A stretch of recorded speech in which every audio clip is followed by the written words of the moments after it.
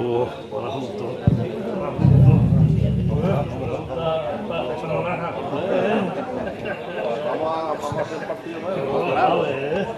Bueno, buenas tardes. El Aula Abierta de Mayores organiza una nueva charla aquí en el teatro. Bienvenidos y bienvenidas todos. Conchi Morilla va a presentar al ponente, que se llama Raúl Puente Azuero, aunque yo la dejo ya. ¿Qué hay que presentarse por ti? Bueno, pues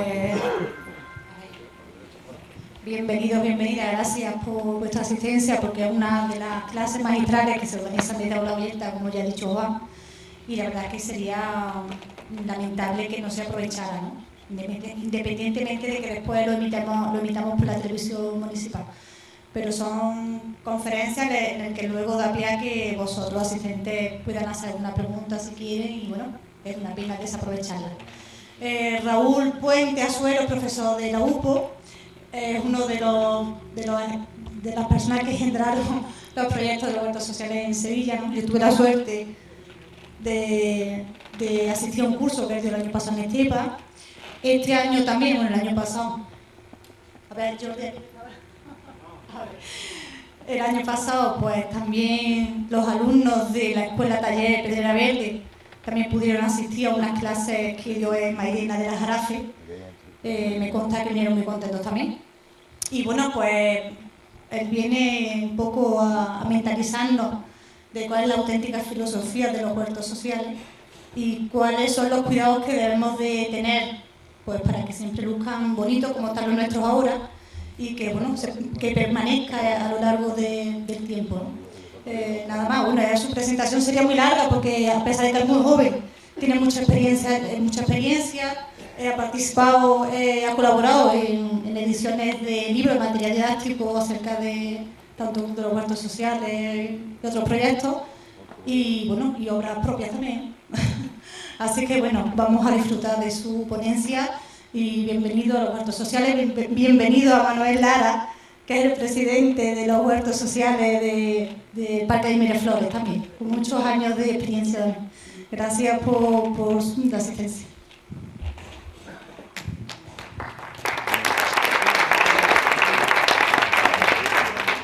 Bueno, buenas tardes. Bueno, muchas gracias, Conchi, por la presentación. Bueno, para mí es un placer estar aquí en Pedrera y poder contaros un poco de mi experiencia en el tema de los huertos sociales que tenemos en Andalucía, ¿no? Bueno, agradecer al Ayuntamiento también de Pedrera que me haya invitado y felicitarlo además por los huertos que tenéis aquí en Pedrera, porque la verdad que los vi hace poco y me quedé impresionado, ¿no? Con la calidad paisajística, y el estilo y la imagen que tienen los huertos, ¿no? Sí os pido que a los que estéis más atrás, ¿por qué no os acercáis? ¿No? Porque no acercamos para acá, ya que tenemos sitio, más que nada por las imágenes, porque voy a poner muchas imágenes y para que las veáis bien, ¿no? Si no os importa, ¿no? ¿O las veis bien todo? Bueno, la veis bien. Eso en la universidad me pasa igual, los alumnos siempre se ponen al final, ¿verdad?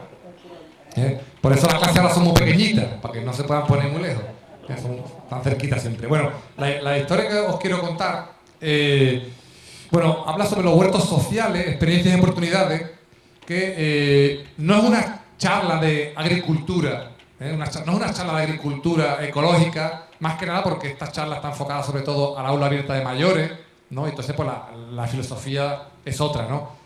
Y además va relacionado con los huertos sociales, ¿no? Que los huertos sociales son un poco diferentes a el que tenga una persona un campo donde cultive hortalizas y verduras. Los huertos sociales tienen una finalidad, tienen un objetivo un poco diferente en las ciudades o en los pueblos a ese señor o esa señora que tiene un terrenito donde cultiva unas plantas. Es una idea, una filosofía un poco diferente. Una filosofía de convivencia, de encontrarte con tus vecinos, etcétera, ¿vale? Con lo cual, no solo voy a hablar de cuestiones agrícolas puramente, porque habrá gente a lo mejor que no le interese, sino que también voy a hablar un poquito de... Yo he dividido las charlas como en tres partes, ¿no? Una parte primera, quería contar un poco la historia, de dónde vienen esto de los huertos urbanos, los huertos sociales, pensar una idea que aquí a lo mejor todo el mundo conoce las cuestiones del campo. A lo mejor, no lo sé, habrá gente que a lo mejor no la conozca, pero en ciudades más grandes, como en Sevilla, hay gente que no sabe que una lechuga viene de la tierra, ¿no? Y que muchos niños piensan que la lechuga viene del supermercado, ¿eh? O que la lechuga sale ya envasada en plástico. Aunque parezca esto una locura, pero es así, ¿no? Y si hablamos de Sevilla, pues imaginaros ciudades aún más grandes, ¿eh? Madrid, Barcelona u otras ciudades, ¿no? La gente no sabe mucho de dónde vienen los productos del campo. No los ha visto, no ha visto nunca, niños nunca han visto una vaca, nunca han visto una gallina. Con lo cual, el tema de los huertos sociales es una manera de acercarles el campo dentro de las ciudades, ¿no? De ciudades donde están muy construidas, una manera de acercárselo a la puerta de sus casas, para que tanto los niños como los mayores puedan acceder a un trocito de terrenito cerca de su casa, ¿no? Eso sobre todo se da en grandes ciudades, ¿no? Que tienen problemas y que el campo, ¿verdad? Esto que a lo mejor vosotros aquí lo tenéis un poquito más cerca, pero que en esas grandes ciudades están muy lejos, ¿no? El campo prácticamente no existe, ¿no?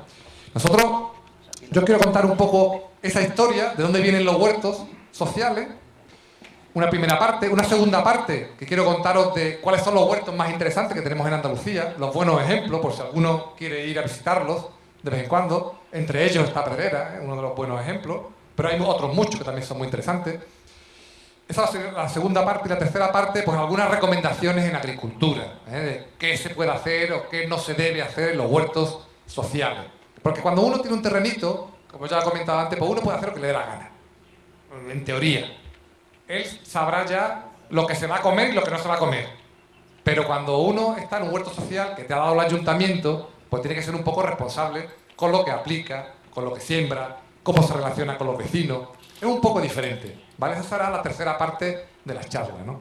Un poco el origen, ¿no?, de nuestro huerto, evidentemente. Nosotros tenemos unos huertos que tienen un origen histórico, ¿no? Nosotros tenemos una cultura, que yo siempre hablo que tenemos unos huertos de origen romano-árabe, porque nosotros tenemos una herencia heredada de los romanos en cuanto a la agricultura, ¿no? Los romanos ya tenían en sus casas, en los domus, un patio trasero o un patio interior con cultivos, ¿no? O en las vilas, que eran instalaciones un pelín más grandes, con huertos, ¿no? Ahí tenéis algunas de las ciudades andaluzas heredadas, ¿no?, con nombres romanos, donde podíamos encontrar huertos en las casas o en las ciudades, ¿no? También tenemos una herencia árabe clara, ¿no? Las cuestiones de regadío en la huerta vienen mucho, las instalaciones hidráulicas que tenemos, la manera nuestra de regar los huertos vienen mucho de la influencia árabe.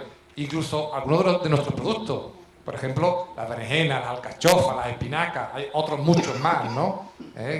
O otros productos que no son de la huerta, ¿no? Como por ejemplo el arroz o el algodón, todo eso vino de época árabe, ¿no? Fijaros que hasta la entrada de los árabes, pues aquí no se consumían ni berenjenas, ni alcachofa, ni espinaca, pero es que ni hasta el descubrimiento de América no se consumían ni tomate, ni pimiento, ni chocolate, ¿no?, ni cacao. Claro, uno piensa, bueno, ¿qué comían antes, no? ¿Qué comían, no? En época romana, pues si no comían nada de esto, ¿qué comían, no? Ni patatas, ¿no?, ni papas. En el siglo XVI, evidentemente, se incorporan a nuestra gastronomía, a nuestros huertos, esos productos, ¿no? Los tomates, las papas, los pimientos, bueno, el maíz, ¿no? El cacao no se cultiva, pero se consume. Por eso yo siempre digo que nosotros tenemos unos huertos que realmente hablar en Andalucía de huertos no es algo nuevo, ¿eh? Si hablamos en el centro de Madrid, pues la gente se alucina más. En Andalucía es más normal. Pero tenemos unos huertos de herencia romano-árabe con influencia americana. Esa es un poco la definición de nuestro huerto. Si nosotros estuviéramos en Japón, tendríamos unos productos completamente distintos. No tendrían ni esa influencia romana, ni árabe, ni productos americanos. Son unas hortalizas, unas verduras completamente distintas. O si estuviéramos en América Latina. Yo estuve el año pasado en Perú y su huerto no tiene nada que ver con los huertos nuestros. No tienen nada que ver. Plantan pimientos, pero primero les llaman de otra manera y luego son pimientos absolutamente distintos a los nuestros. El pimiento italiano nosotros tenemos, o el pimiento de azar, ¿no? No se cultiva allí, ¿no? Son productos absolutamente distintos y sus huertos son completamente distintos. No siembran en lomos y surcos. Es una manera absolutamente diferente de pensar la huerta, de regar, los productos que tienen. Por eso digo que nosotros tenemos unos huertos de estas características, ¿no? Romano-árabe con influencias americanas, ¿no? ¿Cuándo surgen los primeros huertos en las ciudades? Surgen evidentemente con la revolución industrial.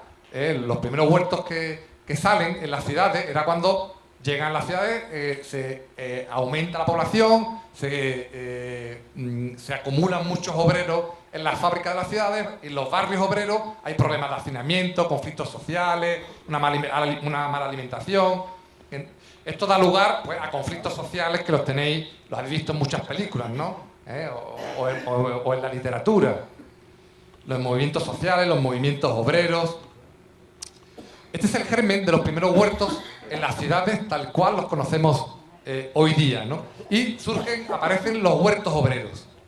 A mitad del siglo XIX aparecen los huertos obreros, que son los precursores de los huertos actuales como los que tenemos ahora en las grandes ciudades, ¿no? O en las ciudades, ¿no? Los huertos obreros, que era una manera de que los obreros que estaban en barrios hacinados tuvieran un trocito de terreno para poder tener una mejor alimentación. Algo muy similar a lo que estamos haciendo nosotros ahora, ¿verdad? Tener en nuestro barrio o en nuestra ciudad un pequeño terrenito, ¿no? Ahí tenéis algunas imágenes. Las imágenes que os voy a poner son imágenes que a mí me parecen fantásticas y que son difíciles de localizar. Forman parte de mi tesis. Me ha costado años encontrarlas, o sea que no penséis que esto se pueden encontrar fácilmente, ¿no? O sea que espero que sepáis valorarlas, porque a mí por lo menos me gustan mucho las imágenes. También en el siglo XIX hay huertos de inspiración cristiana, ¿no? Como la iglesia, sabéis que, en fin, se apunta a todo. Y entonces, bueno, pues, no, se entendía que tener un huerto era un acto de buena cristiandad, ¿no? Y se crean los huertos o los jardines cristianos, los huertos cristianos, ¿no? Que eran huertos, pues, se pensaba que una persona que cuidaba un huerto era una persona que tenía una devoción mayor, ¿no?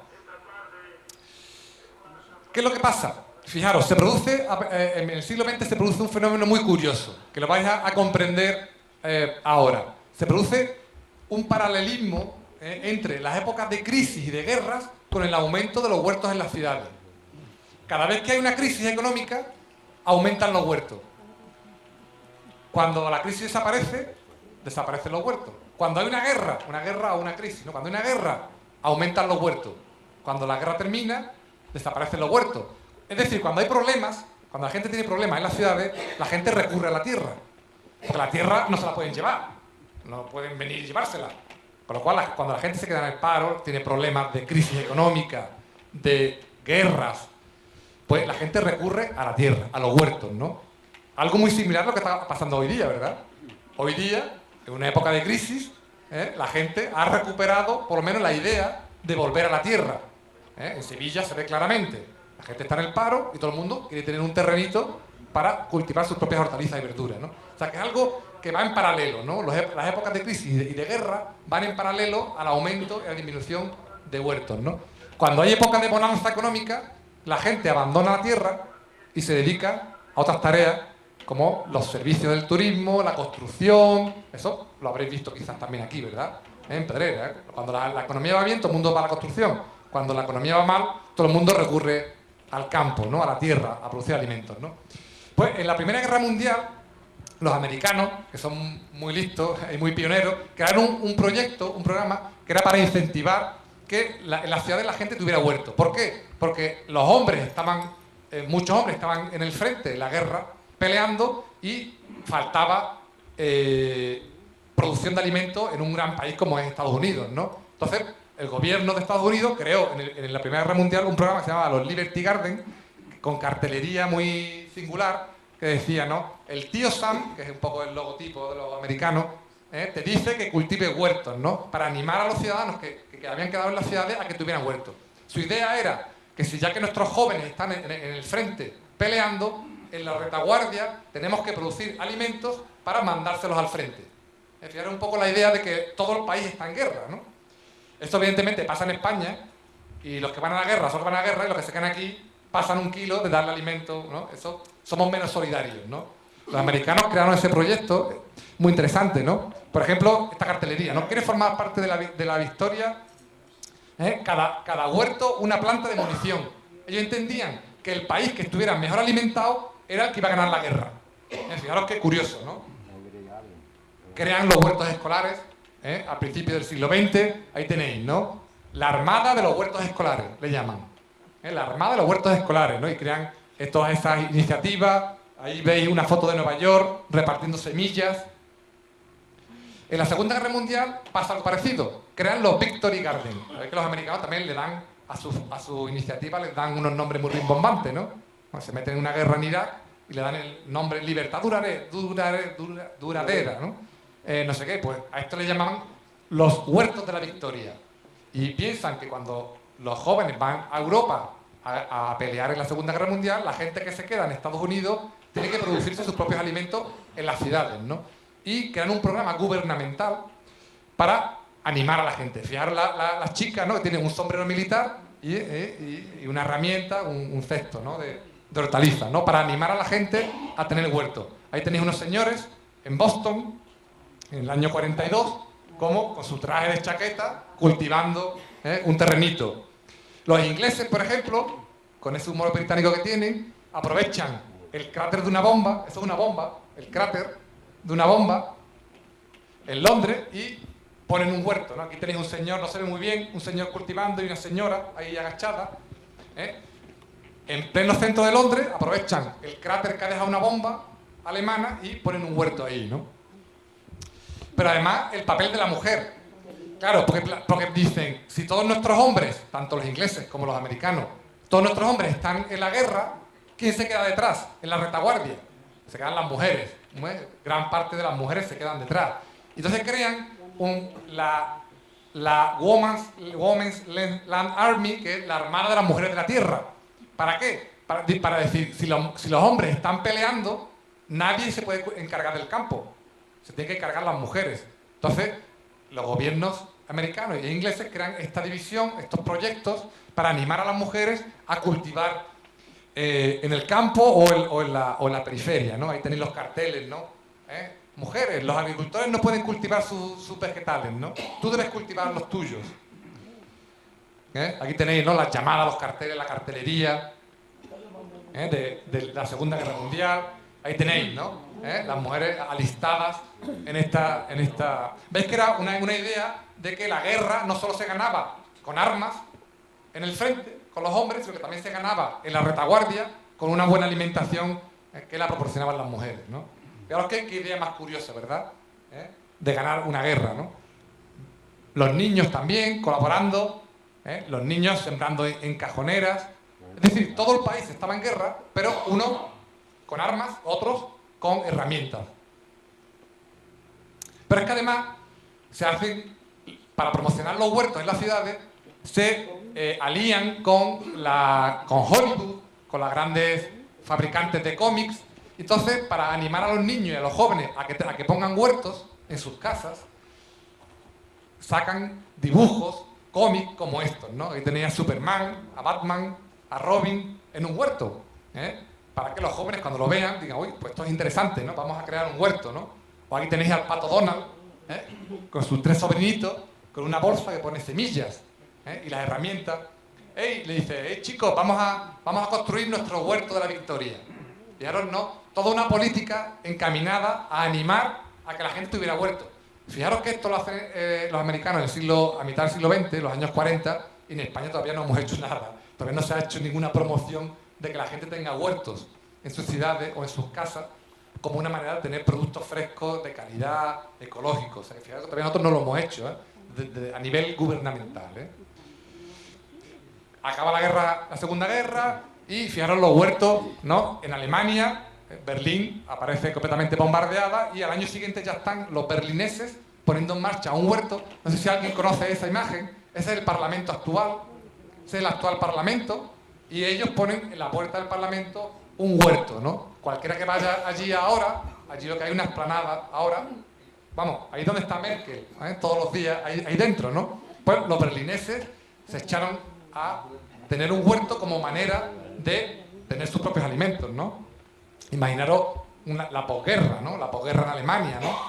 Pues o te producías tú tus propios alimentos o nadie iba a darte alimentos, ¿no? Pero, por ejemplo, pero también huertos en situaciones conflictivas, ¿no? Por ejemplo, Nelson Mandela, cuando estuvo en la cárcel, que se pasó 20 y tantos años en la cárcel, en Sudáfrica, pues tenía su propio huerto en la cárcel. Y el huerto era una manera, pues, de evadirse, de consumir productos no envenenados, por si lo envenenaban, en fin, ese tipo de cuestiones, ¿no?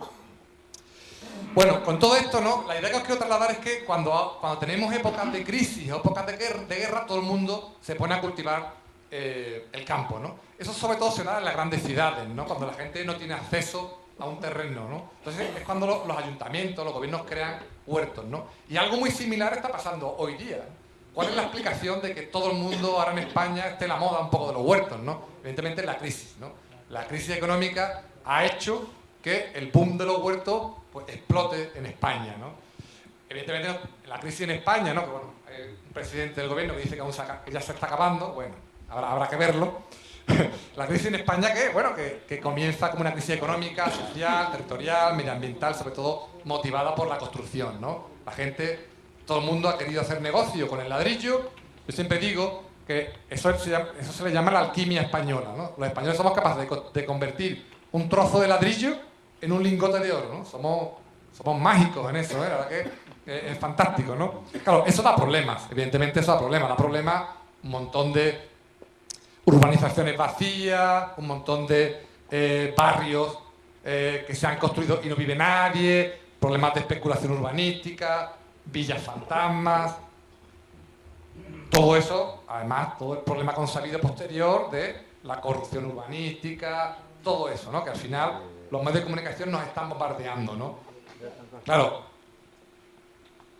la crisis económica, que además el ladrillazo, que además no es nuevo en España, que es un ladrillazo que se lleva repitiendo durante muchas décadas. Fijaros, está la imagen de Benidorm en los años 50 y está en la imagen ahora. Fijaros el cambio, ¿no? De Benidorm. O esto es una imagen creo que es Altea, en Alicante, una de las zonas del Levante valenciano. Esto, una foto del año 70, una foto actual. Veis que el cambio es radical, ¿no? Claro, ¿qué ha pasado con la crisis? A partir del año 2007, el desempleo se ha disparado, prácticamente ahora tenemos cerca de un 30% de desempleo en Andalucía. Todo esto provoca la indignación, el 15M, la gente se echa a la calle, empieza a protestar. Y una de las protestas era poner huertos. Esa es una manera de reivindicación.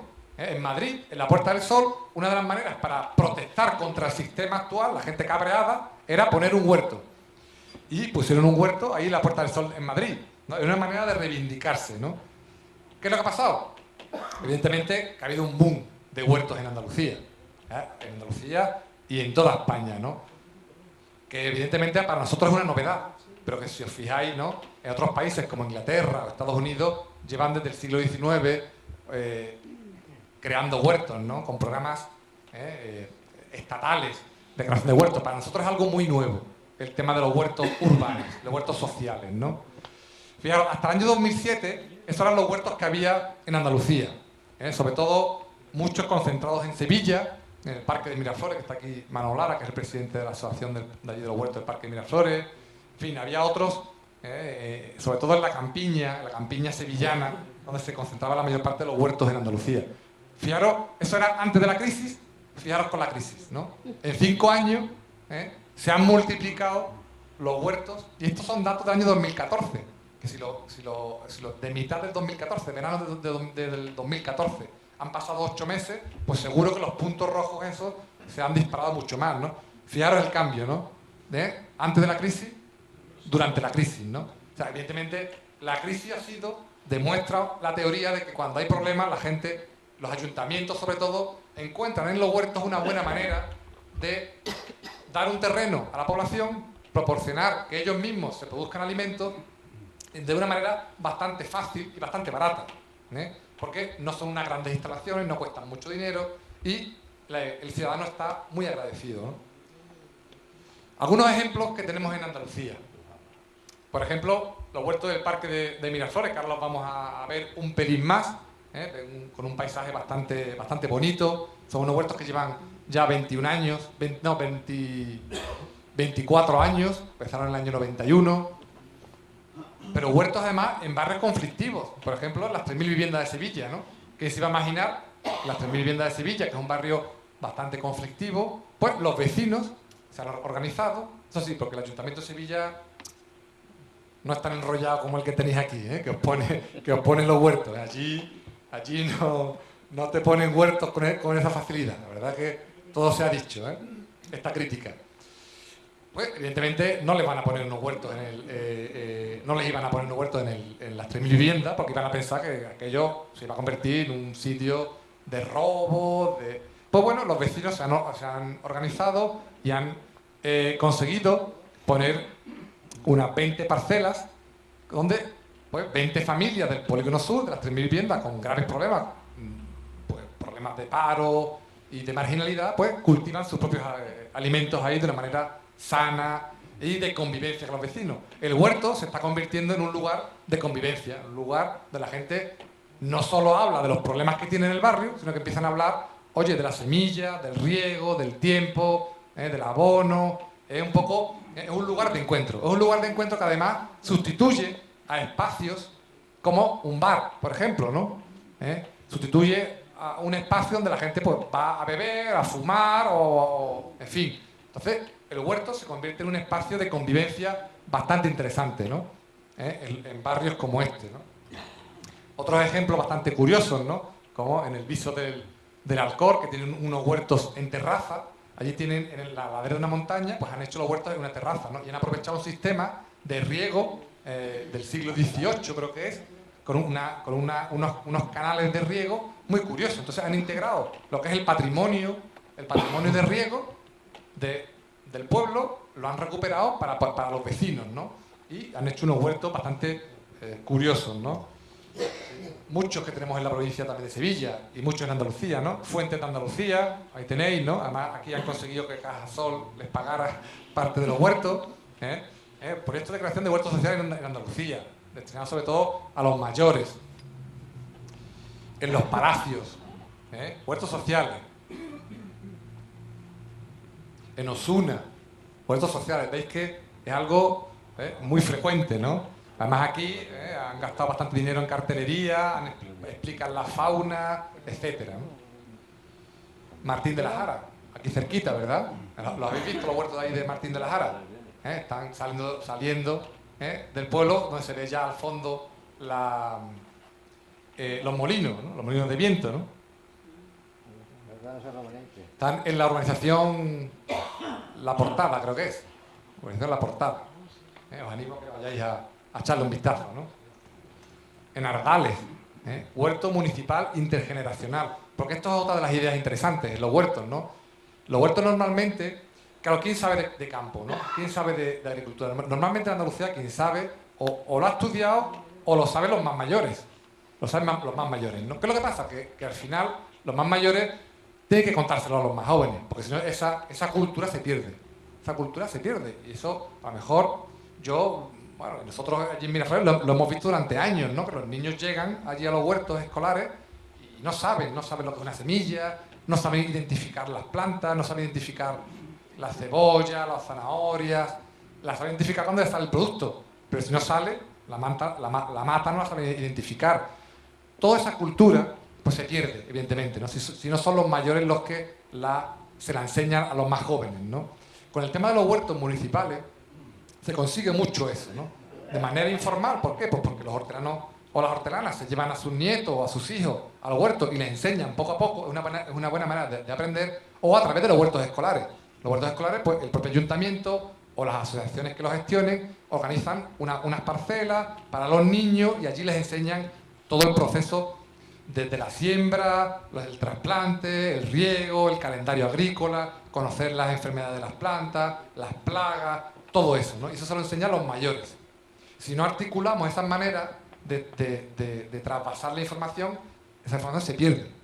Cuando se mueren los más mayores, pues esa información se pierde, ¿no? Entonces es una cultura que tenemos en Andalucía que a través de los huertos municipales se puede ir rescatando, ¿no?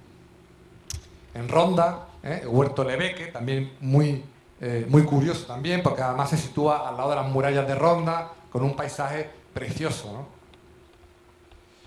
En Huelva capital, en el Parque Moret, también, unos huertos muy curiosos, en medio de un naranjal. Aprovecharon el naranjal, quitaron algunos árboles que estaban enfermos y pusieron unas 60 parcelas para vecinos del entorno del parque, ¿no?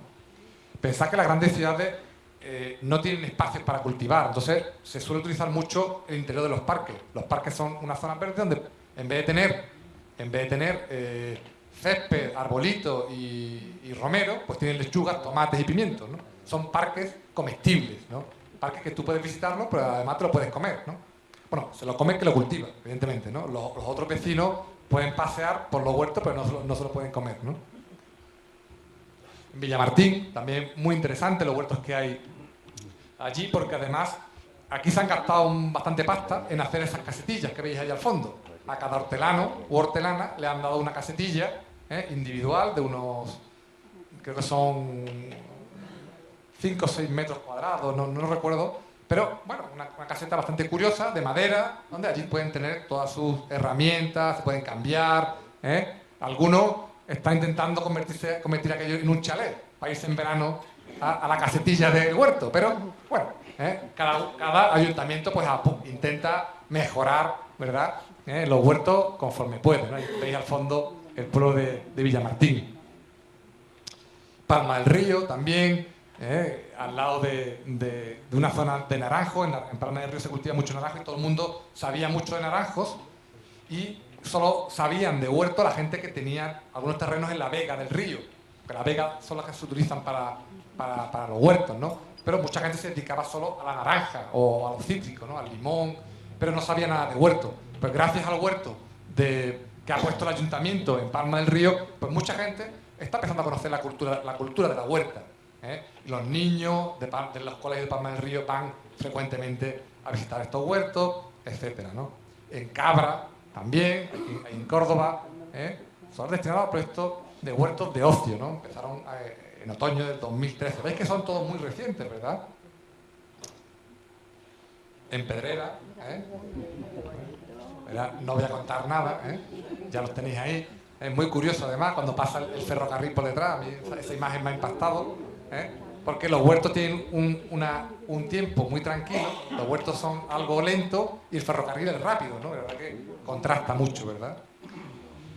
Bueno, os voy a contar un poco rápidamente la experiencia del Parque de Miraflores, ¿no?, allí en Sevilla, para lo cual además os animo a que vayáis también a visitarlo. Os he mostrado algunos que tenéis por aquí cerca, por el entorno, que podéis ir a visitarlos. En Martín de la Jara, en Gilena hay otros, en Casariche, en Aguadulce, en La Luisiana, en fin, en Ronda, hay muchos, ¿no? Este me parece interesante, del Parque de Miraflores, porque además fue el primer huerto social que hubo en España. Esta es la imagen del Parque de Miraflores en el año 83, ¿no? Era una gran escombrera en el borde de la ciudad, si alguno conoce aquella zona, donde las constructoras pues tiraban todos los restos de obras, los tiraban allí, ¿no? Como antiguamente había en las periferias de las ciudades, se convertían en vertederos incontrolados, ¿no? ¿Qué es lo que pasa? Los vecinos se organizan y en esta zona del norte de la ciudad, eso Manolo Lara, que está aquí, lo podrá contar mejor que yo, pero los vecinos se organizan y deciden crear una asociación. El Comité Pro Parque Educativo Miraflores ocupan esas escombreras, ocupan los edificios, ocupan esos terrenos, se crean, pues ahí tenéis, ¿no?, campañas reivindicativas, manifestaciones del parque, ocupación de edificios, domingos verdes, plantaciones de árboles, recogida de firmas, en fin, mucha bronca, ¿no? Son años de bronca para reclamar que aquello no fuera una escombrera, sino que fuera una zona verde, ¿no? Bueno, se consigue por fin recuperar las escombreras, crear un parque, y en una de las zonas se crean unos huertos, ¿no?, con 4 proyectos: los huertos de ocio, los huertos escolares, el invernadero joven y los itinerarios pedagógicos. Normalmente la gente, cuando se habla de huertos, solo piensa en los huertos de ocio, que son aquellos, ¿no?, ¿verdad? Son los primeros. Son los huertos para los adultos. Lo interesante de Miraflores es que tiene otros 3 proyectos más que son complementarios y que poco a poco van saliendo en los huertos. Miraflores pensaba que los huertos se empezaron en el año 91, con lo cual es un modelo que ha ido mejorándose con el paso de los años, ¿no?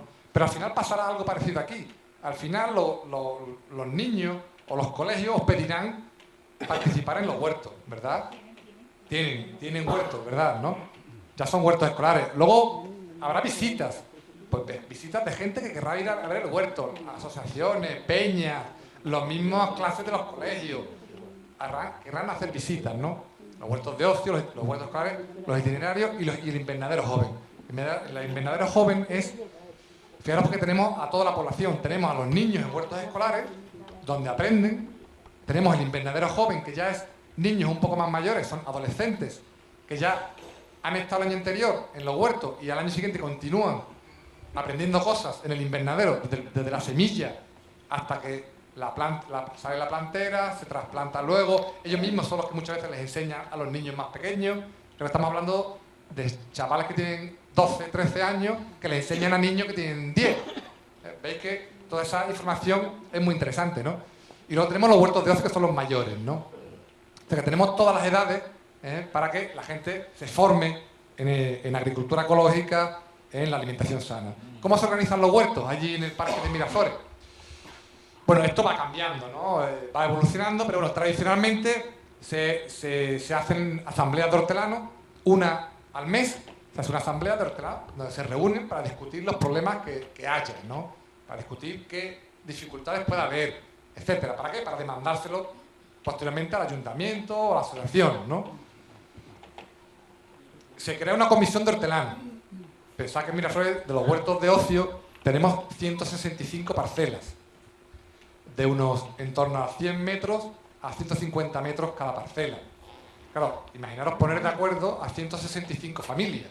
Eso es imposible, ¿no? Si va cada uno a pedir algo al ayuntamiento o a pedir algo a la asociación, es imposible. Entonces, se crea una comisión de hortelanos conformada por un grupo de hortelanos que son los que tienen la voz de representación de los demás, ¿no? Y ellos son los que trasladan los problemas. Que hay un problema con el agua, un problema con una avería, un problema con lo que sea, ¿no?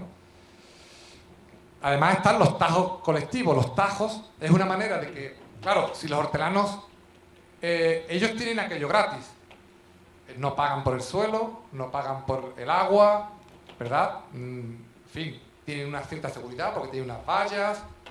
Que menos que ellos le devuelvan algo a la sociedad, ¿no? O si es el ayuntamiento el que te ha puesto el riego, el suelo, etcétera, pues que menos que tú le devuelvas algo, ¿no? A la sociedad, ¿no? Entonces los tajos es una manera de que los hortelanos se responsabilicen de una cuestión común, de un espacio común. ¿Por qué? Pues si no, el hortelano o la hortelana lo que hace es va a su terrenito y dice, yo no quiero saber nada de nadie. Se olvida del vecino y se encierra allí. Entonces, ¿para qué queremos unos huertos sociales? Si te vas a encerrar en tu parcelita. Si te vas a encerrar en tu parcelita, pues mejor te compras un terreno en algún sitio y cultivas allí tú solo. Ya está, tú solo, sin tener nada que ver con nadie. Pero claro, los huertos sociales se hacen no solo para que tú cultives, se hacen para que tú te relaciones. Y además le devuelvas a la sociedad algo de ese privilegio, porque tú al fin y al cabo eres un privilegiado, al tener un terreno gratis, agua gratis, etc. Entonces, por ahí tenéis algunos de los tajos, ¿no? Ellos también se organizan, pues ahí la zona de rosales. Claro, hay zonas que no pueden ser para huertos, hay de plantas ornamentales, de flores. Esas zonas se cultivan entre un grupito de señores o de señoras, ¿no? El invernadero, ¿por qué? Porque tenemos varios invernaderos en los huertos. ¿Para qué es lo del invernadero? Pues para que ellos mismos se produzcan sus propias semillas, sus propias planteras. ¿Por qué? Porque sale mucho más barato. Imaginaros cada uno comprando semillas sin ton ni son, ¿no? Primero que unos comprarían semillas transgénicas, el otro híbridas, el otro, aparte de que cuesta más caro, se comprarían peores semillas.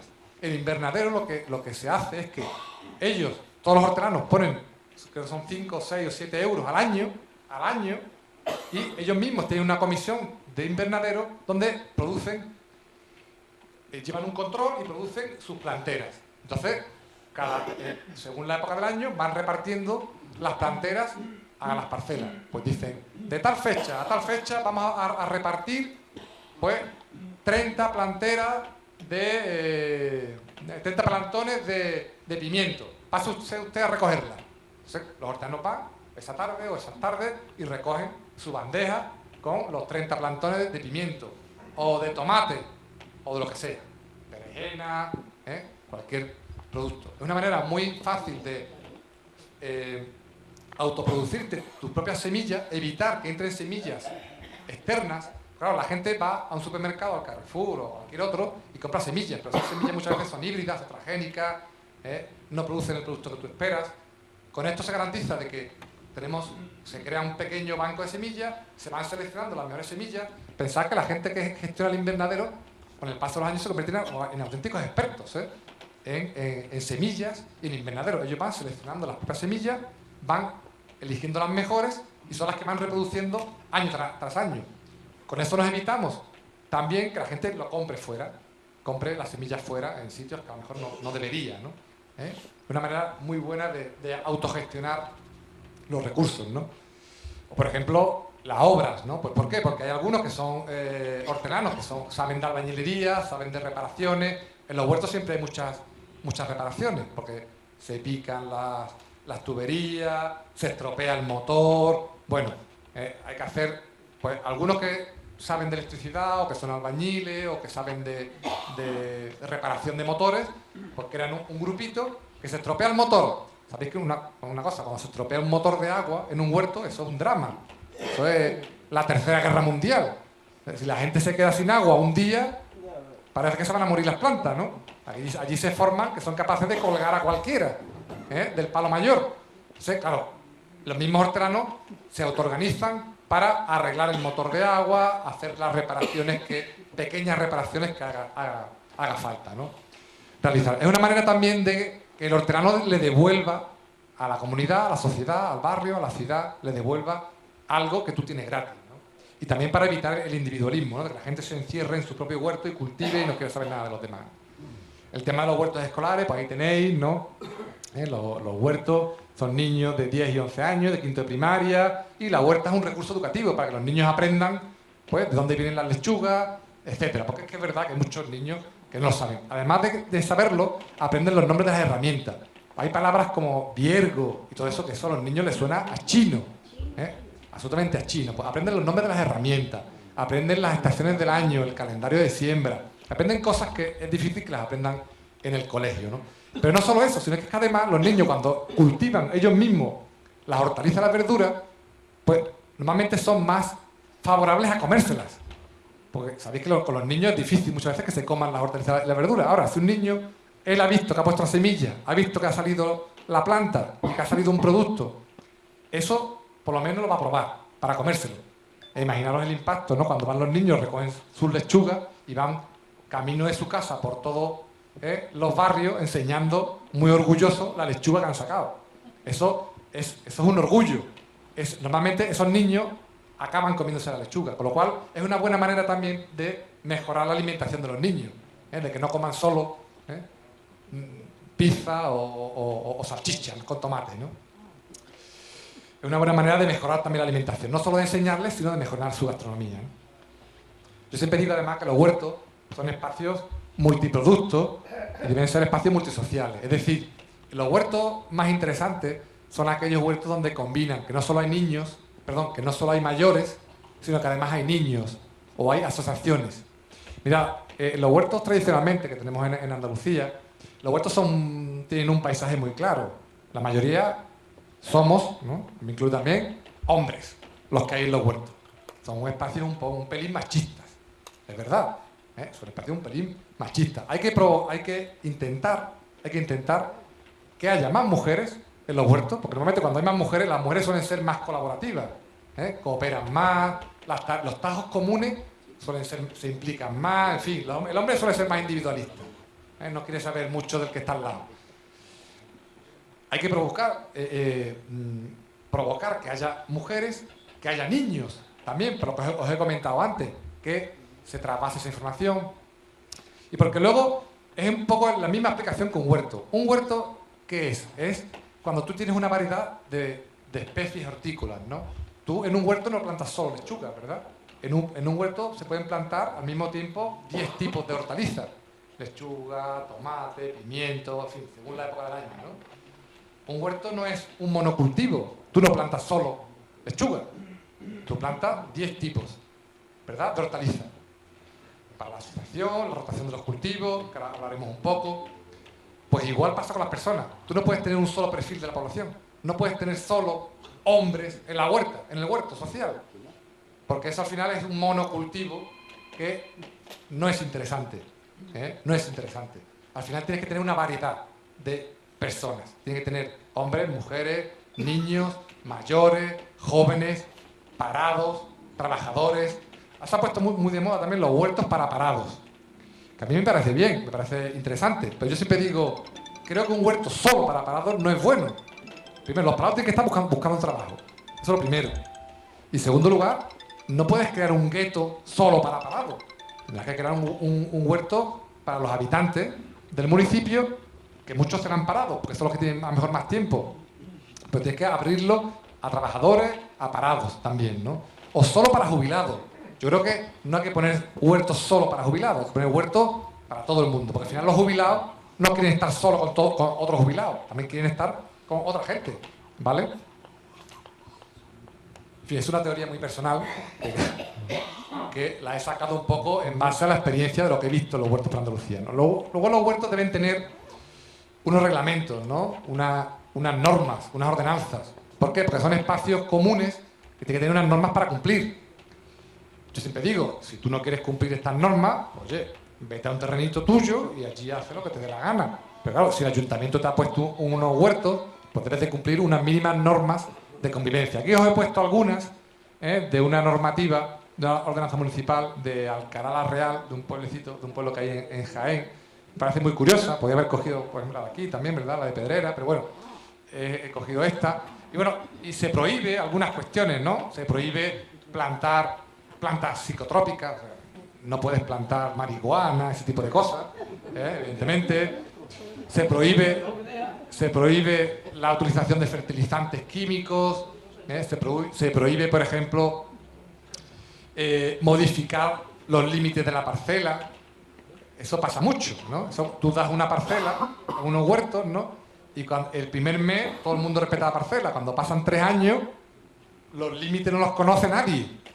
¿Por qué? Porque hay gente que si cultiva hasta aquí, un día, ¡ay!, con la azada, cultiva hasta aquí. Y luego al otro día, ¡ay!, cultiva hasta aquí. Y cuando te das cuenta, le ha comido al vecino 3 metros de huerto.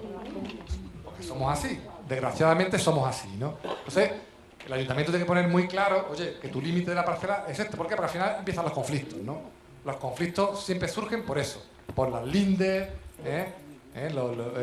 ahí empiezan los conflictos, ¿no? Este me ha comido un terreno a mí y al final las cosas acaban mal. Con lo cual es mejor que el ayuntamiento garantice el respeto de los lindes, ¿no? Y luego, la construcción de determinadas obras en los huertos, ¿no? ¿Qué es lo que pasa? Que al final la gente tiene un terreno.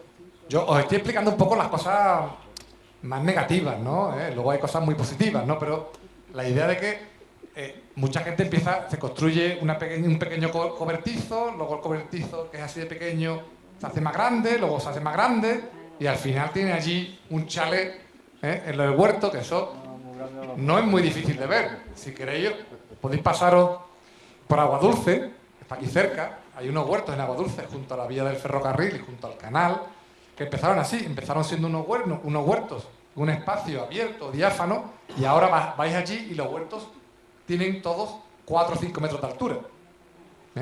Es increíble. Han pasado los años y han construido las vallas, al final, Villa María, allí, ¿no? Claro, eso no es la motivación de un huerto, ¿no? Un huerto social, el ayuntamiento es para que tú cultives, no para que te construyas allí una segunda residencia, ¿no? Eso pasa.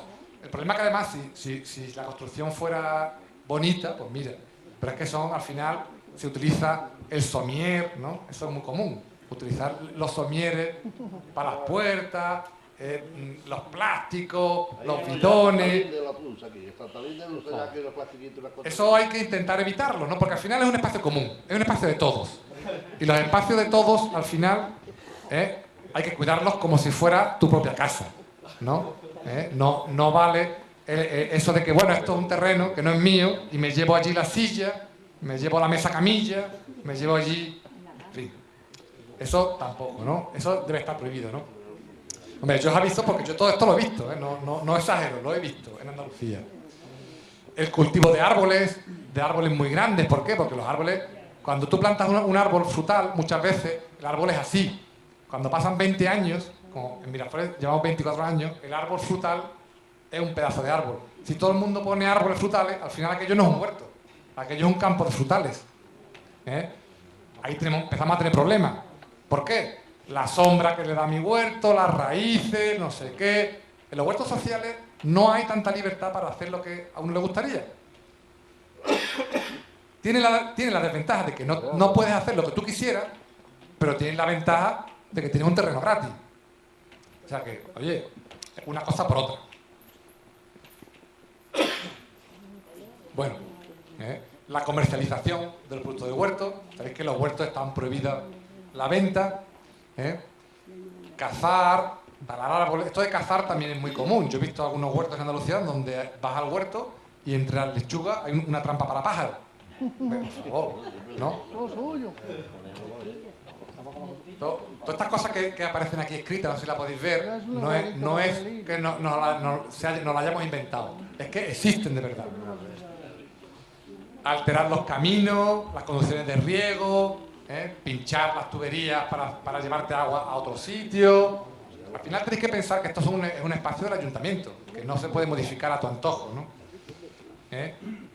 ¿Qué más? Instalar gallineros, jaulas de cría, de animales. ¿Por qué? Porque si el ayuntamiento, o queréis tener animales, se plantea el ayuntamiento generará un espacio para animales. Pero no se puede tener allí en el mismo huerto, pues, un corral para gallinas, porque al final eso son problemas. Son problemas. Bueno, la construcción de pozos para sacar agua, quemar los restos en el mismo huerto. ¿Sabéis qué? No se quema. Los restos de los huertos no se queman. Se produce compost, o se produce otro tipo de abono. Bueno, invadir los huertos colindantes, malgastar o malrotar el agua, bueno, arrendar el huerto. Esto también se da, no penséis que no. Hay huertos en los que el ayuntamiento le da el terreno al ciudadano, al vecino, y el ayuntamiento se olvida. ¿Qué es lo que pasa? Que al final ¿qué es lo que pasa? Que al final se olvida del huerto y cuando pasan 5 o 6 años resulta que algunos hortelanos han alquilado el terreno a otros. Claro, entonces, eso primero que tiene que ser delito incluso, ¿no? Porque tú estás alquilando un terreno que no es tuyo, aunque es del ayuntamiento, ¿no? Pero eso se produce, en algunos casos en Andalucía me han comentado, ¿no? que eso puede pasar, ¿no? Que pasa, ¿no? Bueno, dejar el huerto sin trabajar durante mucho tiempo, sin una causa que lo justifique, circular por el recinto con vehículos de motor, o sea, entrar con los coches, etc., ¿no? Sobre todo, lo que se intenta es que haya agricultura ecológica, es sobre todo lo que se intenta promocionar, ¿no? ¿Por qué la agricultura ecológica? Esto, los hortelanos normalmente se ponen muy nerviosos, ¿no? Cuando tienen un terreno, lo que quieren es sacar muchos tomates y se ponen muy estresados, ¿no? Y al final tienen que tener en cuenta que esto es un espacio de ocio, que no vas a sacar 3 toneladas de tomate, que es mejor sacar 100 kilos de tomate sanos y de buena calidad, porque te los vas a comer tú, que sacar muchos. ¿Por qué? Muchos recurren a echarle abonos químicos, fertilizantes, pesticidas, lo que sea, para que no se coman los bichos mis productos, ¿no? Al final es una mala política. ¿Por qué? Porque tú primero no vas a vender esos productos, no los vas a vender, te los vas a comer tú mismo o tu familia. Entonces, ¿para qué le vas a echar productos contaminantes si tú mismo te los vas a comer? Eso hay que constantemente repetírselo a los hortelanos. No te estreses. Es mejor sacar un tomate bueno que sacar 20 de mala calidad. Eso hay que estar continuamente repitiéndolo, ¿no? Repitiéndolo. Porque se ponen muy nerviosos, ¿no? Entonces ya recurren a comprar no sé qué para eliminar tal plaga, o recurren... Y eso, si tú tienes un negocio o una empresa, pues bueno, eso ya es otra historia, ¿no? Ahí depende ya el sueldo, tu familia, pero unos huertos sociales, que lo que te estás produciendo es tus propios alimentos para ti, para tu familia o para tus amistades, hay que relajarse un poco, producir ecológicamente, no echarle porquerías a los huertos, porque te lo vas a comer tú, te lo va a comer tu familia. Por eso hay que relajarse. Es mejor sacar, insisto, un tomate bueno que sacar 20 tomates contaminados. Bueno, evidentemente en los huertos hay que tener muchas cuestiones, ¿no? ¿Qué tipo de suelos tenéis en el huerto? Normalmente los huertos son o suelos arenosos, o suelos arcillosos, o suelos limosos. Que no está puesto ahí, el suelo limoso. El suelo limoso es el que podemos encontrar en las vegas de los ríos, que son los suelos que se inundan anualmente con la crecida de los ríos. Son suelos muy fértiles. Claro, la desventaja que tienen es que se suelen inundar con la crecida de los ríos o de los arroyos, ¿no? Normalmente aquí solemos encontrar, sobre todo, o suelos arcillosos. ¿Qué tipo de suelo es el que tenéis aquí en Pedrera? ¿Lo sabéis? Eso hay que hacer un análisis de tierra, ver qué proporción de arcilla, de harinas y de limos tenemos. Eso no estaría mal, ¿no? Que hicierais un análisis de tierra, a ver qué tipo de suelo tenemos. Normalmente, cuando el suelo arcilloso es cuando, evidentemente, son suelos muy impermeables, retienen mucho el agua, no se filtra el agua y se encharca mucho. No se puede ver cuando llueve. Si el agua permanece durante mucho tiempo en el huerto, son suelos arcillosos. Hay mucho relleno. Hay mucho relleno. Sí, entonces, una vuelta de sitio No es relevante. Los suelos arenosos se suelen dar en las playas, la zona, evidentemente, donde hay más arena, la zona de las fresas, por ejemplo, son suelos muy arenosos. Normalmente lo que se intenta es aportar arena cuando es arcilloso. Por ejemplo, si aquí fuera arcilloso, se aporta arena y se vuelve un suelo más franco. El suelo franco sería un poco el suelo ideal. Es el suelo que tiene una composición equilibrada, ¿no? A un tercio aproximadamente entre arcilla, limo, que es el más fértil, y arena, ¿vale? Que sirve para agarrar. Si el suelo es muy arenoso, el agua se pierde demasiado. Si el suelo es muy arcilloso, el agua se retiene demasiado. El suelo debe tener una composición equilibrada. Un poco de arena, un poco de arcilla y un poco de materia orgánica, del limo. ¿Para qué? Para que la combinación de esos tres provoque un suelo franco, que sea un suelo de calidad para el cultivo, ¿no? Hay, evidentemente, otras subcategorías de tipos de suelo, pero bueno, no vamos a entrar mucho en eso, ¿no? Los tipos de riego que podéis encontrar en los huertos, ¿no? Normalmente encontramos dos tipos de riego. El primero, el superficial, tradicional, el de manta, el de encharcamiento, que se produce, ¿verdad?, con cañería, que van abriendo con puertas y se va regando por gravedad. Tienen que tener una pequeña pendiente, los huertos, para que el agua circule. Ese es el riego tradicional que conocemos aquí, ¿no? En el Valle de Guadalquivir, por lo menos, ¿no? En otros puntos de España se riega de otra manera, se riega en bancales. Por ejemplo, en Mallorca o en zonas de Cataluña se riega en unos grandes cuadrados que son unos bancales elevados. Nosotros normalmente regamos en lomos y surcos, ¿verdad? Se riega por inundación el surco y se planta en el lomo o en los bordes del lomo, ¿verdad? El riego subterráneo es un tipo de riego que va por debajo, son tuberías que van siempre enterradas y van incorporando el agua directamente en las raíces. El subirrigación, que también es parecido al anterior, son tuberías subterráneas. Y sobre todo lo que es el de presurización, que se divide en aspersión y goteo. El de aspersión, que es el típico periquito, que va dando vueltas, va regando. Evidentemente eso para los huertos no es muy recomendable, porque aunque puede imitar a una lluvia. ¿Cuál es el problema? Que está bien porque parece que imita a una lluvia. El problema es la evaporación que se produce posteriormente. Mucho de ese agua se evapora, más en estas latitudes donde nos encontramos, donde el agua aquí se evapora con mucha rapidez. Eso es una manera de malgastar mucho el agua, porque estás regando y parte de ese agua se está evaporando, lo cual estás tirando mucha agua. Aparte de que las gotitas de agua que se ponen en las plantas hacen un efecto lupa que puede quemar la planta. Con el sol, la gota puede quemar, puede achicharrar la planta, ¿no? Normalmente se utiliza el goteo, ¿no? Se instalan los goteros, eso se compra en cualquier tienda especializada y se instalan con un pequeño temporizador para distribuir el riego. Evidentemente, yo siempre recomiendo que hay que hacer una cosa, hay que tener una agenda. Para tener un huerto, lo primero que hay que tener es una agenda. Una agenda o un cuaderno, una agenda o un cuaderno. ¿Para qué? Para ir apuntando todo este tipo de cosas. Apuntar cuándo riegas. Tú tienes que calcular cuándo riegas. Normalmente al amanecer o al anochecer. Tienes que calcular cuándo riegas. Distribuir el riego según la época del año. No se riega igual en invierno que en verano. Hay que conocer cuándo llueve. ¿Sabéis cuándo llueve en Andalucía? ¿En qué épocas llueve en Andalucía? Primavera y otoño. Normalmente en Andalucía llueve en primavera y en otoño. Todo ese tipo de cosas hay que conocerlas. ¿Por qué? Porque si nosotros regamos exactamente igual en invierno que en verano, pues a lo mejor en verano estamos regando demasiado poco y en invierno estamos regando demasiado. Estamos regando mucho. Normalmente uno de los problemas que tenemos en Andalucía o en los huertos que yo conozco, que antes lo comentaba aquí con unos compañeros, es que se riega demasiado. Normalmente los hortelanos se ponen muy nerviosos cuando ven la planta, la tierra seca.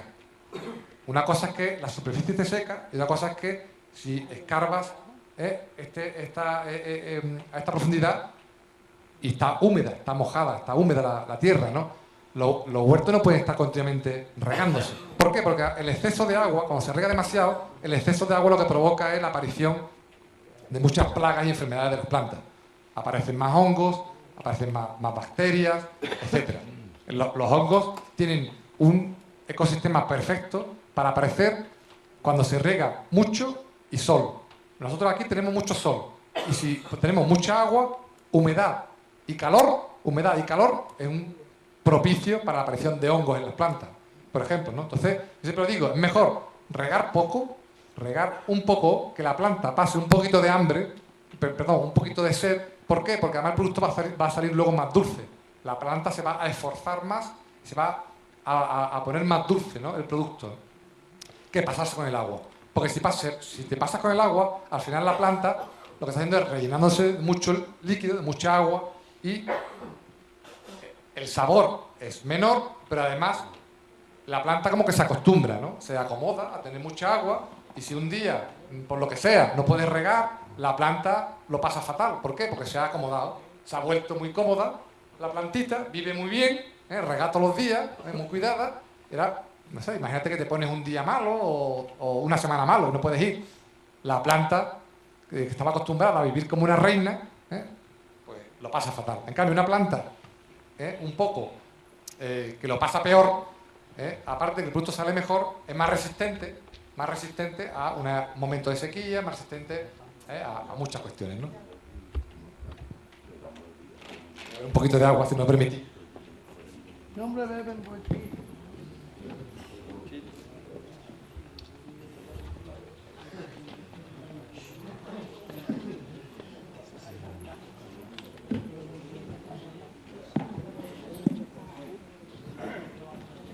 Bueno, normalmente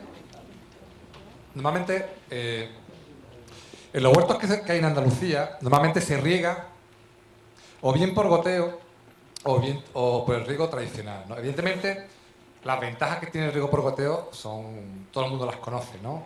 Es un riego muy localizado, justo donde le hace falta a la planta, en unos horarios determinados. Es el riego más eficaz en cuanto al ahorro del agua. Por lo tanto, es el riego que se recomienda, evidentemente, ¿no? El riego a manta pues, tiene el problema de que se desperdicia mucha agua, porque se evapora mucha agua, llega agua a sitios donde a lo mejor no hay plantas, se necesita mucha más agua. En zonas como Andalucía, donde no tenemos abundancia de agua, pues evidentemente es mejor regar con riego por goteo, ¿no? Evidentemente también el goteo tiene muchas más ventajas, pero tiene un pequeño problema, ¿no? Una pequeña dificultad. Tiene dos pequeños problemas. Primero, que hay que gastarse el dinero, evidentemente, en la instalación, pero bueno, un dinero que no es mucho, pero bueno, hay que gastárselo, evidentemente, el dinero. Luego, que eso se deteriora y hay que ir reponiéndolo. Y hay que saber un poco, hay que saber poner el goteo, pero vamos, eso tampoco es... Eso no es construir un avión, eso es fácil, ¿no? Y si no lo sabes tú, seguro que tu vecino de al lado sabe hacerlo, ¿no? Este es uno de los problemas. Y otro de los problemas es que muchas veces la gente en un huerto social, como sabe que la planta se está regando, deja de ir al huerto, ¿no? O se despreocupa menos del huerto, ¿no? Existe menos compromiso con el huerto, ¿no? Es decir, cuando tú tienes la responsabilidad de regar, pues tú tienes en tu cabeza un calendario, lo que os he dicho antes, un cuaderno, tú lo vas teniendo y dices, bueno, pues yo tengo que ir a regar según la planta que tengo, pues voy a regar mañana, voy a regar dentro de 3 días, te haces un pequeño calendario mental. El que tú te responsabilices de regar viene muy bien para cuestiones psicológicas, viene muy bien para cuestiones mentales. ¿Por qué? Porque tú te estás haciendo continuamente un cálculo. Ves si ha llovido, si no ha llovido, qué plantas tienes. Tú te haces una organización espacial y temporal. Espacial, ¿por qué? Porque tú no riegas todos los lomos por igual. Tú identificas las plantas que tienes y dices, a esta le hace falta más agua, a esta menos, a esta no le hace falta. A cada planta le vas proporcionando el agua que necesita. Con lo cual estás ejercitando tu mente espacialmente. Distribuyes el espacio muy bien. y temporalmente, porque tú estás calculando qué riego vas a tener en los próximos días o las próximas semanas. Y además lo combinas con el tiempo atmosférico que te rodea, ¿no? Con lo cual es un ejercicio mental muy bien, por eso se recomienda, ¿no? La gimnasia para mayores. Yo siempre digo, la gimnasia para mayores, un huerto. Eso sí que es fantástico, ¿verdad? Muchas veces incluso hasta más barato que el aparato, el aparatito que se pone, ¿verdad? Para mover los brazos, ¿no? Bueno, es otro tipo de gimnasia, ¿verdad? Pero es una gimnasia, aparte de ser una gimnasia física, porque te estás agachando, en la alzada, todos los movimientos, es una gimnasia mental bastante interesante. Eso está poco estudiado, pero yo estoy convencido de que ese ejercicio mental es muy positivo, ¿no? Para los hortelanos, ¿no? Y el agua te lo da. El riego, el responsabilidad por el riego te lo da. Evidentemente, claro, si tú tienes un goteo y eso lo riegas, pues tú no calculas esas cosas, ¿no? Tú, mientras la planta la veas verde, te despreocupas menos, ¿no? Aparte que además, cuando tú riegas una planta, parece como que le coges más cariño, ¿no? Yo siempre digo, si tú en tu casa tienes un geranio con un riego por goteo y tú, la gotita le va cayendo y tú ves el geranio verde, siempre, con las flores, pues tú, bueno, pues geranio, pues vale. Lo quieres, pero parece que lo quieres menos. Ahora, si tú te responsabilizas de regar el geranio, le coges más cariño. Existe una mayor implicación. Si el geranio se muere, pues tú te preocupas, ¿no?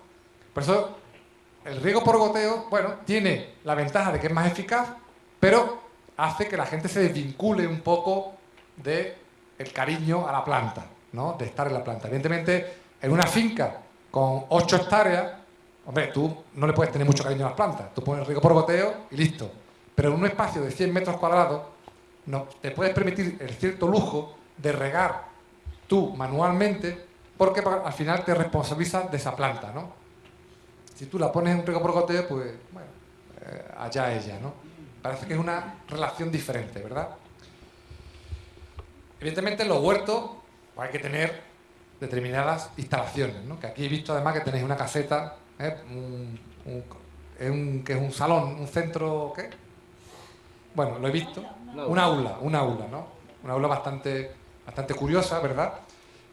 Pues todo esto son instalaciones que hay que tener en los huertos y que poco a poco se van consolidando, ¿no? Los firmes, las pavimentaciones. Aquí lo tenéis muy bien porque lo tenéis ya todo hecho, ¿no? O casi todo, ¿no? Pero en fin, vosotros porque sois unos huertos de lujo. Pero normalmente este tipo de cosas no existen, ¿eh? En la mayoría de los huertos no existen las pavimentaciones ni nada, ¿no? Aquí se ha hecho bastante bien, ¿no? Una instalación eléctrica, normalmente hay que instalar un motor de agua, una bomba para llevar agua a esos huertos, o si los huertos se sitúan en un parque, normalmente se riega con el agua que se utiliza para regar los jardines del parque, ¿no? Hay que tener cerramiento, unas casetas, taquillas. Eso está bien tenerlo, ¿no? ¿Por qué? Porque al final los hortelanos o las hortelanas necesitan un lugar donde guardar las herramientas de mano, ¿verdad? La azada, el viergo, el rastrillo, o herramientas un poco más voluminosas, los carros de mano, el motocultor, ¿no? La mulilla, ese tipo de cuestiones que son a lo mejor herramientas comunes. Al final, poco a poco hace falta tener un espacio para guardarlos, ¿Qué es lo que pasa? Que si no tenemos ese espacio, pues normalmente allí en Miraflores, por ejemplo, lo que hace la gente, bueno, allí se construyen los tipís indios, ¿lo habéis visto? Son de cañas. Allí guardan las herramientas y tal, o en otros huertos hay casetas, o taquillas, etcétera. O muchas veces la gente esconde las herramientas entre las plantas, ¿no? Plantan calabaza, ¿no? Y como la tiene la hoja muy ancha, muy amplia, pues claro, tú vas por allí a robar algo, no te vas a poner a rebuscar entre las matas a ver si encuentras una azada, ¿no? Pero claro, eso es una manera muy temporal, ¿no? De guardar las herramientas. Por lo cual lo interesante es tener una caseta, tener un lugar para guardar tus propias herramientas personales, tu regadera, lo que sea, para si te quieres cambiar, y un espacio para guardar herramientas comunes, porque al final es mejor tener un motocultor para todo el mundo que cada uno tenga un motocultor, una mulilla, ¿no? Y se vaya distribuyendo, ¿no? Por lo menos nosotros allí en Miraflores lo tenemos así organizado. Tenemos dos motocultores, creo que son, y pues están para uso de todo el mundo. La gente lo que tiene que pagar es la gasolina, evidentemente, para esa mulilla, ¿no? Son maneras de organizarse, de que a todo el mundo le salga más barato, ¿no? Ahí tenéis algunos ejemplos, ¿no? de taquillas, ¿veis? En los tipis indios, o, por ejemplo, contenedores de container o casetas prefabricadas, baúles, eso que parece una parada de un autobús, también es un lugar para guardar herramientas. Esta foto que es de Francia, la de la derecha arriba, una caseta de madera, también muy curiosa para los hortelanos. La verdad que hay huertos que ya son de súper lujo. Y también el tema de los invernaderos, ¿no? Porque normalmente al final la gente con los huertos acaba intentando, bueno, pues producirse sus propias semillas, ¿no? Cuando no hay un invernadero común, a mí me parece muy interesante tener un invernadero común, por lo que os he explicado antes, ¿no?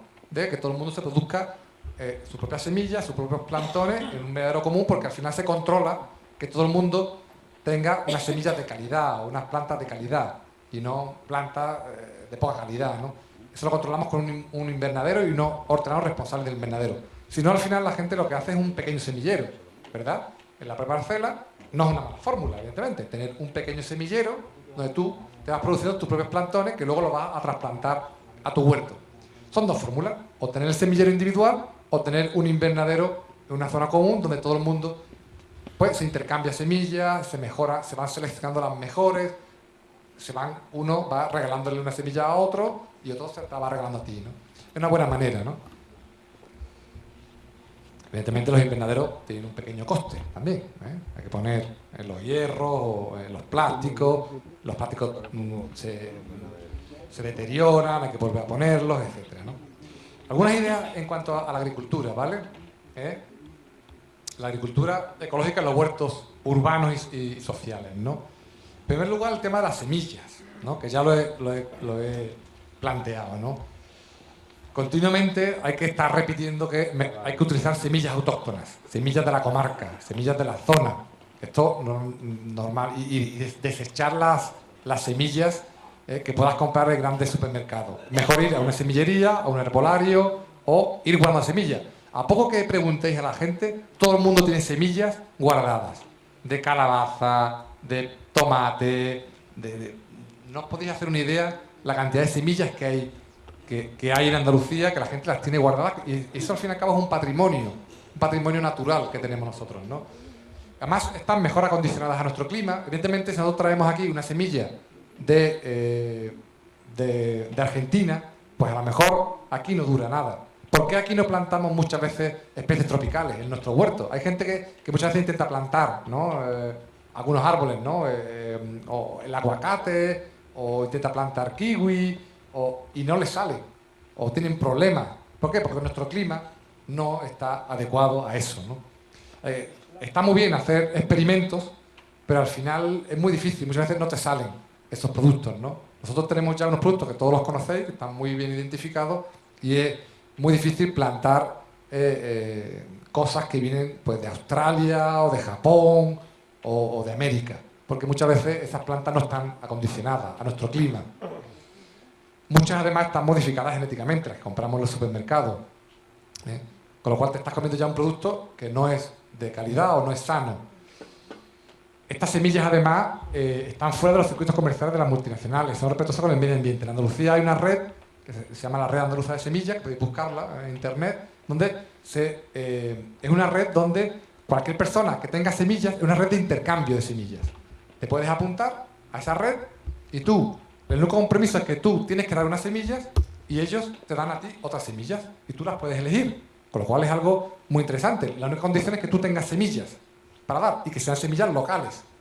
O sea, que no vale irte al supermercado a comprar una semilla del sobre de no sé qué, ¿no? Y eso no, porque eso ellos identifican rápidamente qué semilla es la autóctona y de calidad y cuál no, evidentemente, ¿no? Entonces, si tenéis semillas locales en un tarro de cristal, podéis apuntaros a la red e intercambiar semillas.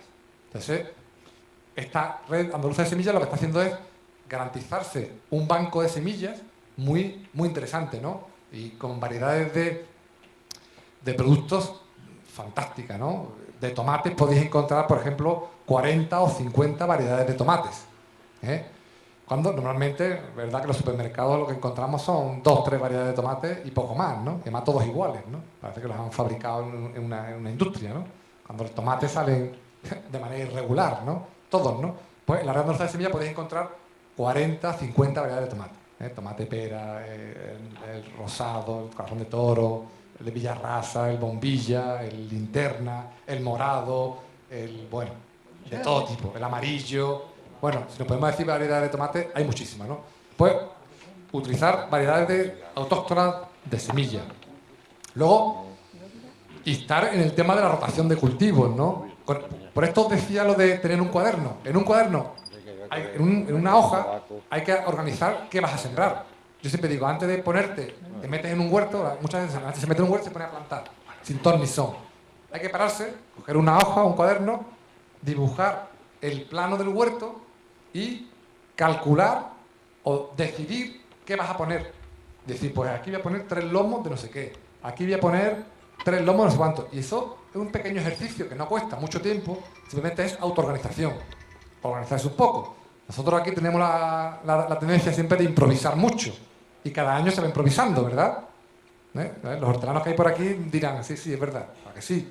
Se improvisa mucho. Yo siempre, oye, planteo, coged un cuaderno y en una hoja vais apuntando qué lomos vais a dedicar a cada cosa, qué vais a hacer a cada cosa. ¿Por qué? Porque eso es una fuente de información muy interesante, porque cuando pasa un año, eso normalmente el calendario agrícola sabéis que va de verano a verano, el año agrícola, de verano a verano. Llega el verano, llega agosto, coges tu agenda, tu cuaderno y ves qué es lo que has hecho desde septiembre, desde septiembre anterior hasta julio del presente año. Entonces vas viendo dónde has puesto cada cosa, en qué época, la fecha de la siembra, qué has sembrado, porque eso te puede dar pistas para el año siguiente no cometer el mismo error, muchas veces. Porque muchas veces la gente se te olvida lo que has plantado en tal lomo, ¿verdad? Y algunos dirán, no, yo me acuerdo. Bueno, cuando pasen 4 años no te acuerdas de lo que has plantado el primer año, nada. Un cuaderno, apuntar en tal zona. Normalmente los huertos se suelen dividir en cuatro trozos, ¿no? Y se planta en 4. Y lo que vas haciendo es, vas instalando, plantando especies, pues en función, por ejemplo, de la rotación de cultivos, ¿no? Ahí tenéis, ¿no?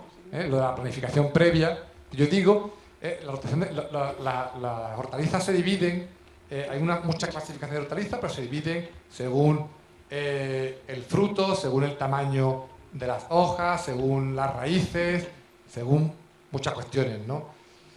Pues podéis dividir esto, las parcelas en cuatro trozos, en 4 pedazos y ir combinando las plantas según el tamaño de la raíz, según el tipo de hortaliza. Por ejemplo, en una zona leguminosa y crucífera, pues, los guisantes, etcétera, ¿no? Habas. En otra zona, cucurbitáceas, los rabanitos, por ejemplo. En otra zona, umbilíferas, liliáceas, ¿no? Cebolla, zanahoria. En otra zona, solanáceas, ¿no? Berenjena, tomate. Vais rotando. De una parcela donde habéis plantado tomate, lo interesante es que en ese mismo rectángulo, en ese mismo lomo, no plantéis al año siguiente otra vez los tomates, sino que los paséis al rectángulo contiguo. Si habéis plantado tomates en un año, al año siguiente los plantáis donde habéis plantado guisantes. Y los guisantes los pasáis donde habéis plantado rabanitos. Y así vais rotando los cultivos. ¿Por qué? Porque al final, normalmente en los huertos se tiende a utilizar los mismos lomos para lo mismo, cada año. Primero porque se te olvida y porque adquieres unos hábitos. Porque he visto que aquí las papas me han salido bien este año, ¿verdad? En estos lomos tengo las papas, en estos 4 lomos. El año siguiente vuelves a cultivar los 4 lomos con papas, ¿no? Pues lo interesante es cambiarlo a otra zona, ¿no? Normalmente los cultivos se reproducen en los huertos y hay que intentar rotar los lomos, rotar los cultivos. Evidentemente esto lo sabéis todos, ¿no? La identificación de hortalizas y verduras, ¿verdad? Esto lo traigo porque hace poco di una clase allí en la universidad con mis alumnos que tienen 20 años y les puse este ejercicio. Les dije, a ver, identificación de hortalizas y verduras. Hay 28 y bueno, acertaron unos 15. Con esto os quiero decir que vosotros las conoceréis todas, evidentemente, ¿verdad? Ajo, lechuga, escarola, tomate, pimiento, ¿verdad? Las conocéis todas, ¿no? Alguna puede tener algún problema por el tamaño, ¿verdad? El nabo que está allí, en fin, la hierbabuena, el brócoli, en fin, albahaca, la última. Bueno, con esto os quiero decir que no penséis que todo el mundo conoce este tipo de cosas, Fijaros, si yo pongo esto, 28 hortalizas o verduras, y solo conocen 15, significa que hay 13 que no la conocen, que no saben cómo se llaman, o que no las identifican, con lo cual, esas seguro que no se las comen. Yo siempre digo, ¿cómo te vas a comer algo que no sabes su nombre? ¿Verdad? Tú vas a un restaurante y te ponen una cosa en el plato y no sabes cómo se llama, no sabes qué es, pues tienes un poco de reticencia para comértelo, ¿verdad? Cuando te dicen, oye, ¿esto qué es lo que es? Dice, pues esto es yo qué sé, ¿no? Un trozo de pollo chino, ¿no? Pues dices, bueno, pues un pollo chino, me como el pollo chino, ya sabes lo que te estás comiendo. Pero evidentemente, si tú no sabes que eso es un brócoli, pues le pones un brócoli a alguien y dice, bueno, yo no me lo como, porque es que no sé ni su nombre, ¿no? O sea, el conocer las hortalizas y verduras también lo que hace es que la gente mejore su alimentación, y se coma lo que conoce. Yo, por ejemplo, a mi hija, el brócoli le encanta, tiene 4 años, le encanta, pero ella dice que son arbolitos, y le encantan los arbolitos, y se los come, ¿no? Es algo fantástico, ¿no? ¿Por qué? Porque yo de pequeña estoy continuamente enseñándole, bueno, este tipo de cosas, ¿no? Hortalizas, tal, y ella lo ve con naturalidad. Ve con naturalidad que los arbolitos se comen, los brócolis, ¿no? La asociación de cultivos. Tenéis muchos tipos de asociaciones de cultivos, muchos cuadros de esto. Por eso el tema de un huerto, no hay que ponerse a cultivar como locos. Hacerse un cuaderno, buscar una rotación de cultivos, hay que sentarse, hay que ser un poquito más alemán para estas cosas, ¿no? Planificarse un poco, porque al final te cuesta un día organizarte y vas a llevar el huerto mucho mejor, ¿no? Que ponerte a sembrar como loco, ¿no? Allí, ¿no? Y a lo que salga, ¿no? Normalmente nosotros en los huertos solemos tener menos papeles que una liebre, ¿verdad? No tenemos ni un papel. Hay que tener un poquito de cosas apuntadas y de información. La asociación de cultivos, ¿no?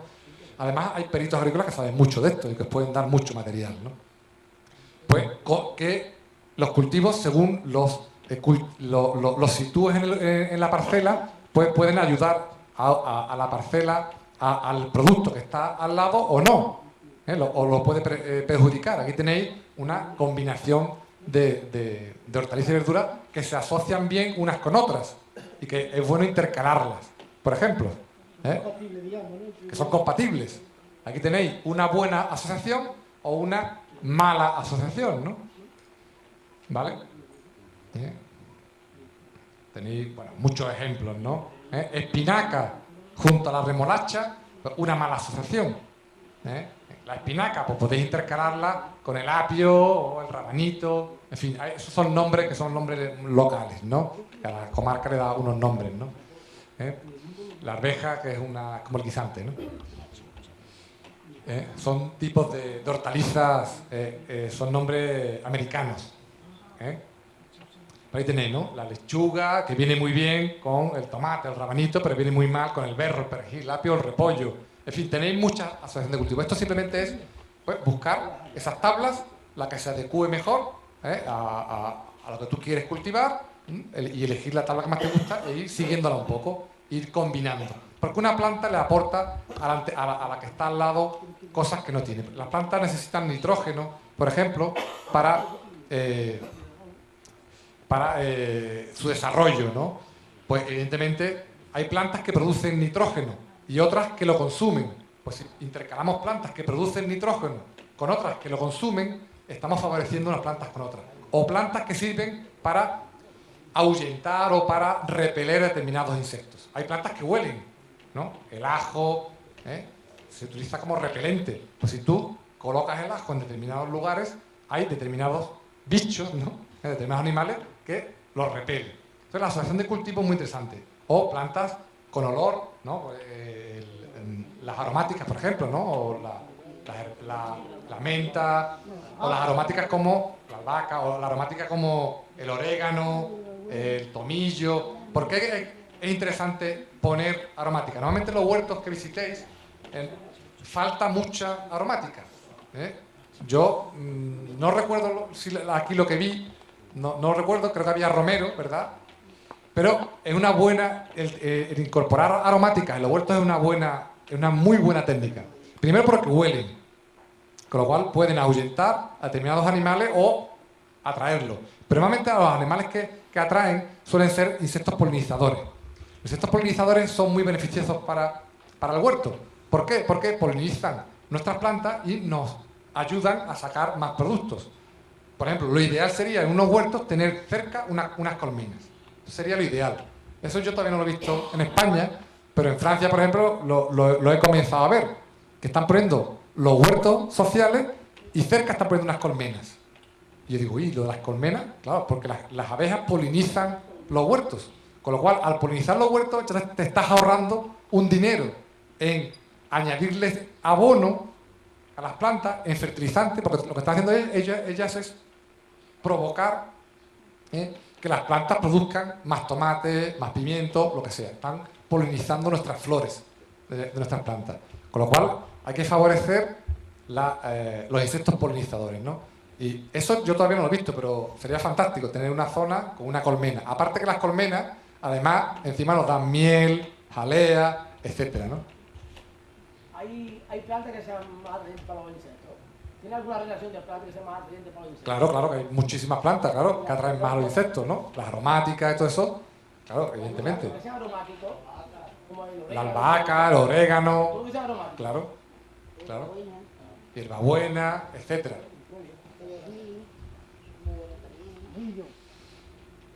¿Qué más? Acolchados, ¿no? El tema de los acolchados que también cada vez se utiliza más. El tema de los acolchados.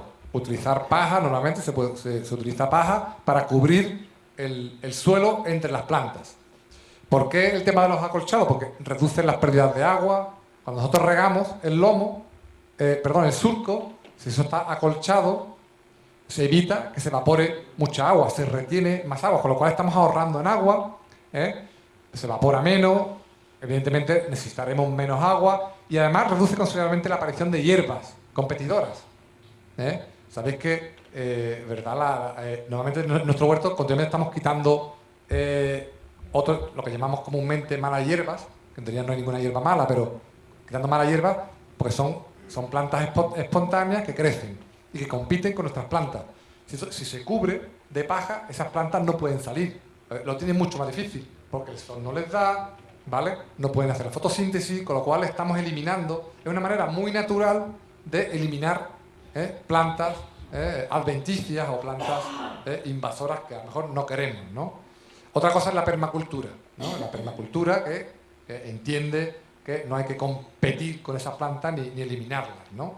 Pero normalmente los huertos sociales hacen una agricultura que elimina, ¿no? Las plantas adventicias como estas, ¿no? He tenido un ejemplo, ¿no? de paja, ¿no? Proporciona un microclima en el suelo, beneficia a una flora microbiana que es interesante para nuestros huertos, ¿no? Los abonos verdes, yo tengo que comentar más que yo no soy ingeniero agrícola, o sea que pasa que bueno, uno al final acaba aprendiendo de ese tipo de cosas, ¿no? Los abonos verdes, ¿no? El cultivo de determinadas leguminosas o determinadas gramíneas no solo para consumir, que normalmente muchas no se utilizan para consumir, sino que se depositan en los huertos y sirven para nitrogenar sobre todo el suelo. Por ejemplo, las habas. Lo que se hace con la planta de la haba, la planta cogemos la vaina, pero la planta que hacemos, ¿no? Probablemente se puede triturar y se puede depositar en el huerto. Eso es un abono verde.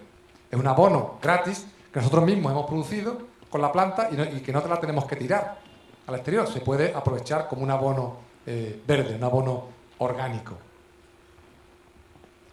Y luego el tema del compost, ¿no? El tema del compost, que también es muy interesante. El compost, además, con un compost propio del huerto, ¿no? Que se puede enriquecer. El compost, hay que diferenciar entre el compost vegetal que podemos generar nosotros en un huerto, que al final son restos de plantas, restos de tallos, de pequeñas ramas, hojas, etcétera. Hay que diferenciarlo un poco del compost que podemos generar en nuestra casa, porque el compost de nuestra casa es absolutamente diferente. Ahí hay restos de cáscaras, de carne, puede ser. La carne y el pescado no se recomienda, ¿no? En el compost. restos de huevos, restos de frutas. Bueno, nuestro compost es un compost mucho más ligero, un compost solo de plantas herbáceas. En su mayoría lo que se hace es incorporar algún tipo de arena y ir provocando la descomposición de esas plantas y con el paso del tiempo se va, mediante la humedad y el calor, se va provocando una materia que es fértil para incorporarla a nuestros huertos, ¿no? El compost, por ejemplo, no puede superar unos determinados grados. Si habéis hecho compost, allí en Miraflores durante años hicimos una gran compostera. El compost coge mucho calor, hay que regarlo de vez en cuando y hay que medir la temperatura. Hay unos termómetros para meter en la tierra, pero si hacéis un agujero y metéis la mano, os quemaréis, seguramente, ¿no? Porque el compost, la descomposición de las plantas, aparte de que liberan un gas, retiene mucho calor. Por ejemplo, no puede superar los 73 grados. Pues al superar los 73 grados, que es bastante temperatura, pues se eliminan muchas bacterias que son beneficiosas para el compost, ¿no? Hay que mantener el compost húmedo y con un calor determinado para que se descomponga la materia herbácea y nos dé un producto que podamos incorporar a nuestro huerto. Y además un abono gratis, que lo estamos sosteniendo, ¿no? Y luego, o el abono de origen animal, como el estiércol. Evidentemente eso también hay muchas recomendaciones, ¿no? Como lo de no incorporar el estiércol a nuestro huerto de manera directa. ¿Por qué? Porque nos acidifica el suelo, nos lo vuelve muy ácido, nos los quema. Porque el compost, cuando viene fresco, pues aparte de que puede traer muchos patógenos o bacterias que no nos interesan en nuestro huerto, que evidentemente eso es caca de caballo, ¿no? Puede traer bacterias que son perjudiciales, ¿no? Hay que dejar el compost madurar, se puede mezclar, normalmente viene ya mezclada o se puede mezclar con paja que se va descomponiendo, esas bacterias se van muriendo y el compost, perdón, el estiércol maduro, removido con tierra, se incorpora al huerto y es un abono pues fantástico, que ya lo conocéis. Ahora bien, no hay que incorporarlo ni fresco ni en excesivas cantidades, porque en excesivas cantidades al final lo que tenemos es más estiércol que tierra. Eso es muy común también en Andalucía. Esto tiene no sé cuántos kilos de estiércol y al final estás cultivando encima del estiércol y tampoco el estiércol es un complemento a la tierra, no puede ser el sustrato, no puede ser el sustrato. Eso también la gente vacila mucho. He incorporado aquí, la gente vacila mucho entre mucho estiércol y mucha agua. Y no hay que echar ni mucho estiércol ni mucha agua, ¿no? Luego, ya voy terminando, el tema de la lucha contra plagas o las enfermedades de las plantas, ¿no? Hay muchas técnicas en agricultura ecológica que evidentemente son más complicadas que los productos químicos. Tradicional, un producto químico, tú vas, lo compras en una tienda especializada, lo echas en la mochila, y lo incorporas y se acabaron los bichos, se acabaron todo. Pero claro, tú luego ese veneno te lo vas a comer, con lo cual no es muy recomendable, ¿no? Esto es más complicado, evidentemente, tarda más, ¿no? Pero hay muchas técnicas para evitarlo, ¿no? Al final un huerto tienes que estar todo el día liado, ¿no? No es abandonarlo, ¿no? La colocación de barreras o trampas físicas que impidan acercarse a los cultivos, barreras para caracoles, mallas antipájaros, repelentes con cerveza para babosas, las tiras amarillas, las trampas cromáticas, las trampas con feromonas, para que se acerquen determinados insectos que no nos interesan, ¿vale? Determinadas moscas, por ejemplo, que se van a las trampas con feromonas. El uso de preparados que actúan como repelentes, ahora vamos a ver algunas, los macerados de ajo, de tomillo, de ortiga, de cola de caballo, etc., ¿no? La lucha biológica, potenciando la aparición de otros animales, por ejemplo, en los huertos. Los niños saben todos que las mariquitas son fantásticas para comerse los pulgones. Eso lo saben nuestros niños de huertos escolares. Ahora, preguntarle para qué sirve ese insecto de color rojo con puntitos negros. Pues los niños pues eso no lo saben, evidentemente. Los niños de huertos escolares aprenden que respetando o favoreciendo la aparición de la mariquita, en los huertos se comen los pulgones, ¿no? Son grandes depredadores de pulgones. Y sabéis que los pulgones es uno de los mayores enemigos de los huertos, ¿no? Y luego, en los casos más graves, insecticidas naturales, ¿no? Como el NIM, el pelitre, el jabón potásico, las cistilla, bicarbonato sódico, etcétera, etcétera, etcétera, ¿no? Ahí tenéis algunas recetas, son recetas para tenerlas en los huertos, ¿no? Los purés de ortigas, las soluciones de ajo, el tabaco, fijaros, ¿no? Lo venenoso que es el tabaco, que también lo utilizamos como insecticida natural en los huertos, ¿no? Para las cochinillas, los pulgones, etcétera, la cola de caballo, etcétera. Ahí tenéis, son fórmulas, recetas muy fáciles para elaborar, con agua, un recipiente y la incorporación de este producto, y de un resultado bastante curioso, ¿no? Bueno, por último, ¿no? Al final en los huertos no solo es cultivar, no solo es tener un terrenito, sino que son huertos que son del ayuntamiento, son huertos municipales, y hay que tener unos logotipos, unos eslóganes, yo creo que la gente tiene que aprender de agricultura ecológica. Esta es una charla muy general, pero luego habrá charlas que a lo mejor a la gente le interese, por una charla en concreta de cómo combatir al mildiu o al oidio o al no sé qué, ¿no? Son charlas muy concretas que está muy bien y que normalmente se suelen generar en los huertos, porque la gente al final quiere aprender. La gente quiere aprender este tipo de cuestiones, ¿no? O hacer boletín periódico, hacer un documental, un reportaje sobre los huertos, las jornadas de puertas abiertas, las pequeñas fiestas. Por ejemplo, aquí en Pedrera, oye, pues podríais sacar una pequeña guía de prácticas agrícolas de Pedrera, en fin, podéis sacar un pequeño manual de los huertos de Pedrera, y repartirlos por el pueblo. En fin, eso son ideas para el ayuntamiento en fin, que no está mal, ¿no? Al final dais publicidad también de lo que hacéis en Pedrera, ¿no? Las visitas a otros puestos de huertos, ya estáis invitados, por cierto, a los huertos ahí de Miraflores. Si queréis ir, allí os esperamos. Los itinerarios pedagógicos, los carteles didácticos. Cuando llegáis a un huerto, pues, no está mal poner carteles. Cuántos huertos hay, quién los ha hecho, qué se cultiva, etc. Ese tipo de información pues también es muy curiosa y muy interesante, ¿no? Ahí tenéis, ¿no? Y bueno, y para terminar, bueno, ¿qué beneficios dan los huertos, no? Los huertos provocan muchas ventajas. Aquellos pueblos que tienen huertos, la verdad que es una manera de mejorarse. Los huertos además son unos equipamientos, igual que todos los pueblos tienen una biblioteca o tienen una zona deportiva, ya se está pensando que los huertos también tienen que tener un huerto social, que es un equipamiento público igual que una biblioteca o una zona deportiva. Pues son los huertos, ¿no? Que además te salen muy bien, porque una biblioteca la tienes que limpiar, tienes que mantenerla. En los huertos te lo mantienen los propios vecinos. O sea que es una manera muy barata de mantener un terreno. Y encima los vecinos están muy contentos con el ayuntamiento, así que fijaros, ¿no? Es una manera muy rentable tener unos huertos, ¿verdad? Una zona deportiva, igual, ¿no? O sea que los huertos son como pequeños gimnasios al aire libre, son como pequeñas bibliotecas, porque la gente aprende mucho, la gente aprende sin quererlo, ¿no? Aprende de cuestiones del campo, ¿no? O sea que un huerto ya se está comprobando que son equipamientos para tener en cualquier pueblo, ciudad o cualquier barrio, ¿no? Tiene muchos efectos en la salud, ¿no? El ejercicio físico, ¿no? Siempre se dice que la gente está todo el día en el médico, cuando se le da un huerto, el tío deja de ir al médico a pedirle pastillitas, estaba quejándose que dolía todo el cuerpo, y igual en los huertos la gente se pega en un lote de trabajar tremendo, ¿verdad? La gente se pega un lote de trabajar tremendo. O sea que es un buen ejercicio físico, una buena manera de mantenerse activo, ¿verdad? Además te estás quitando de estar en tu casa viendo la tele tumbado en el sofá. Estás allí hartándote de hacer ejercicio, ¿no?